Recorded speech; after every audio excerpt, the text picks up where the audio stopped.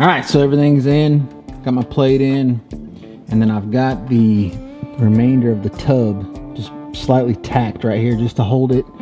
And I'm just checking what my gap is. So about 2 inches back here.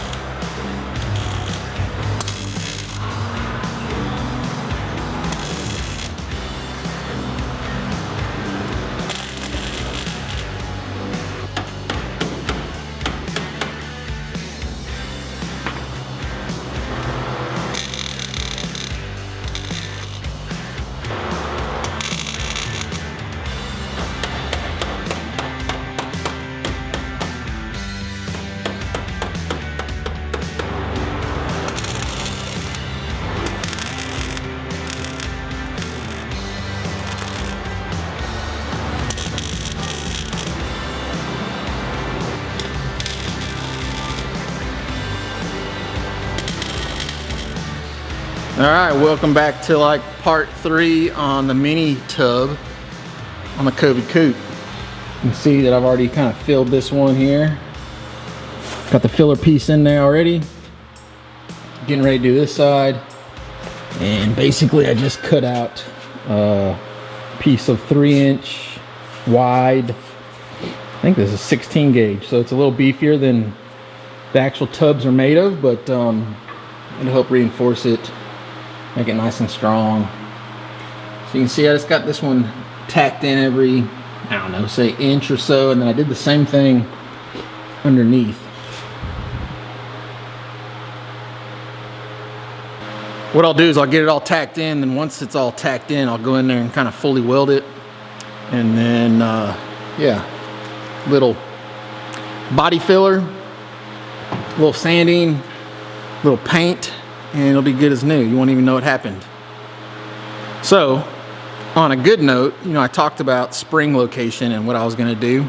I actually found out that UPR makes a coilover kit that goes on the factory style shock, in the factory shock location. So that's gonna solve all my problems. Got one of those on the way, and I'll probably go in there and clearance it out a little bit, stick that in there. It's gonna save weight, for one, because the way that I was gonna do it, you know, I was gonna put either put these factory spring perches back in, modified a little bit, or actually what I was looking at doing is they make UPR also makes an adjustable spring perch made for the smaller 2.5-inch springs. So I was gonna do that, but you know, it's just extra work. I guess I could always do that later on if I wanted to. But for now, I'm just gonna cut all that stuff out, cut all this stuff out, save weight. It's all about weight on this build. Function over everything.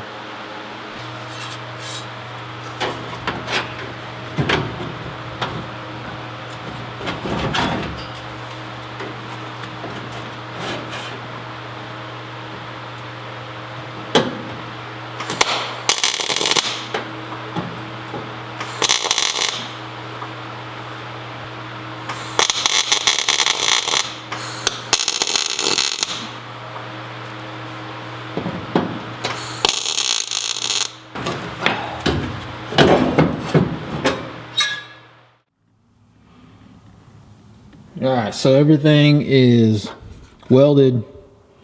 Now what I'm gonna do is I'm gonna go in here and just knock the tops off all these welds. Doesn't have to be perfect because we're gonna seal them and you won't see them anyway. Actually, we're gonna Bondo the inside, seal the underside. So underneath, I'm just gonna use some of this AC Delco, basically it's body seam sealer.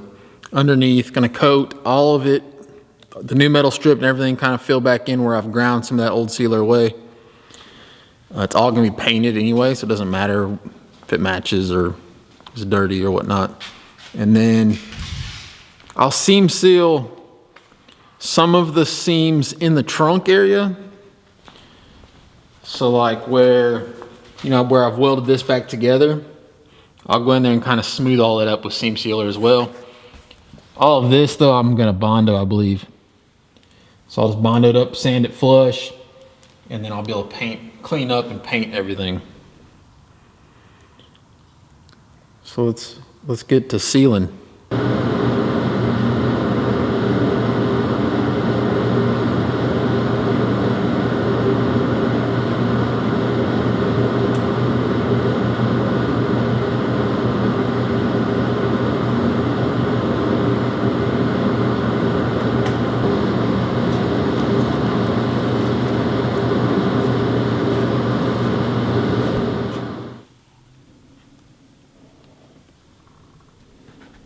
So as you can see, it kind of blends it in. Well, maybe you can't see, but it really blends it in. I did it kind of rough to match the factory stuff.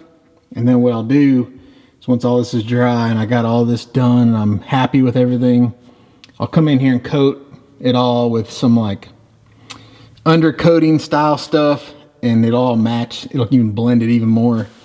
I really want to pressure wash this whole car though, so it'll probably be a while before I paint this, get all this stuff welded up, get it all finished, and then I'm gonna take it outside, pressure wash the whole thing underneath so I can paint the whole underneath when I do the inner fenders as well.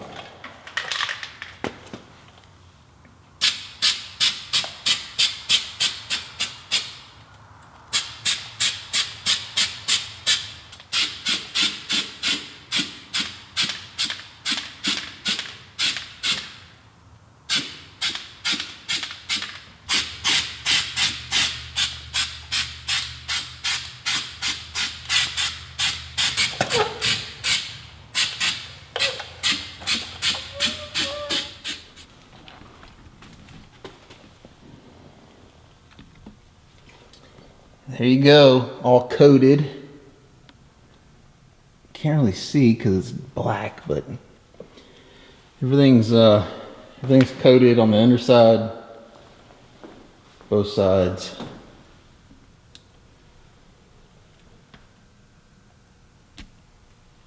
So if you've ever watched any of my old C10 videos, you'll know that I really like this stuff right here. This is just a regular Duplicolor truck bed coating.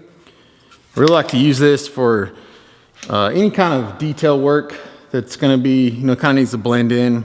It has enough texture where it kind of covers up lines, and then it's also very durable.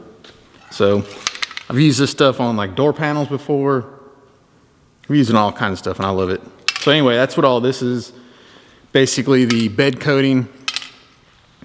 The idea is that once I get this thing, well, once I kind of get this back section squared away and get everything kind of primed up front and whatnot, I'm gonna pull it outside. I'm gonna pressure wash the entire, well, the whole thing really, outside, inside, but mainly the undercarriage on this.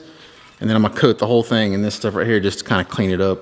Now, I think on the previous episodes, I talked a lot about the springs and what I was gonna do. And you can see in this box, this is my box of pieces, trimmings that I've trimmed off this. I'm actually gonna weigh this and see, you know, how much we've taken off. But you can see that the spring perches are in here. And I talked a little bit about maybe going coilovers in the rear. I didn't really want to do it because it's cramped on space. Thought about doing like a 2.5 inch spring, like a coilover style spring, but put it where the factory perches go. What I figured out was that UPR actually makes a kit that uses a 2.5 inch spring that goes over the factory shock in the factory location. So that's what I'm gonna do. So there's the factory shock bucket there. And I'll probably even go in here and trim this piece out here. Trim this out just a little bit. So I'll have a little more space in there for the spring itself. But yeah, I think it should just sit right over the shock, go right down to the rear end. Honestly, with the spring set up on the rear end, it should have a little more control as well. Let me show you this kit. So this is my pile of parts. Let's see if I can do this. So it just comes with a standard style coil spring setup. This slides over the top of the shock. The coil spring sits in here. Actually, the coil spring, let's see, sits on top, and then it goes up, and on the top of the shock,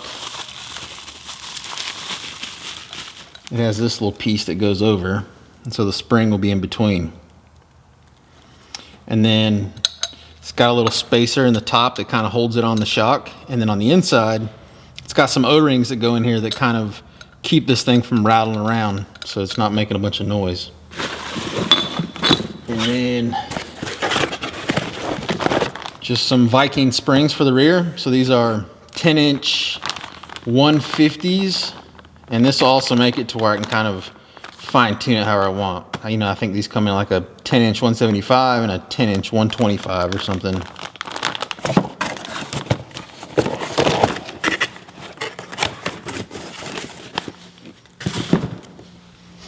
That little setup's gonna work really good for what I want to do. It's awesome that it played out the way that it did, because it saves me a lot of, you know, time, fabricating time, and then I can actually trim out a little bit more of this stuff and add it to the trimmings bucket for waiting, to weigh it later, see how much we trimmed off. A couple things I'm waiting on still for this thing. Obviously, I'm gonna finish these little pieces in the trunk. There's some couple of things I want to do up front still, as far as the firewall goes. So if you hadn't seen it, made a tube front for this thing, all chrome moly. Some custom plates in here, which are still a little rough. But I want to go in here and trim out this piece here, kind of clean up this firewall, maybe fill some holes, a little bit of Bondo, just clean it up. May trim out some sections here, just make some little windows in there. I think what I'll probably end up doing is making some kind of support piece that kind of ties all of this together. So I'm not really worried about how much strength these hold, even though trimming this out wouldn't really do anything, because the strength in the strut towers is not right there anyway. So anyway, there's a couple of things I want to do up here. Clean it up, and then I gotta pull a bunch of donor parts off a car I've got out back. So on the driver's side, there is a piece that needs to be patched in. So this little section here is pretty rough looking. It's got a hole in it. So I'm just gonna come in here, cut all this out, and then I'll cut the same piece out of the donor car and kind of weld it back in there. What else? I need some pieces like, I need some of the pieces off the old shocks and struts. I need the spindles for this thing off the donor car. I've already got the brakes. So anyway, I kind of get that stuff done, cleaned up, get this thing pressure washed really good, scrub it out really good, and then we can start painting the inside of this thing, figure out how we're gonna make the paint job on the outside of it, start kind of tinkering with that a little bit. And then once that's done, maybe a 4-point bar I'll put in this, and then I can start putting together rear end under it, put all the front suspension back under it, wheels and tires. We can set it on the ground and kind of see where we're at. Anyways, as always, thank you for joining me. I'll see you guys on the next one. Go do work, son.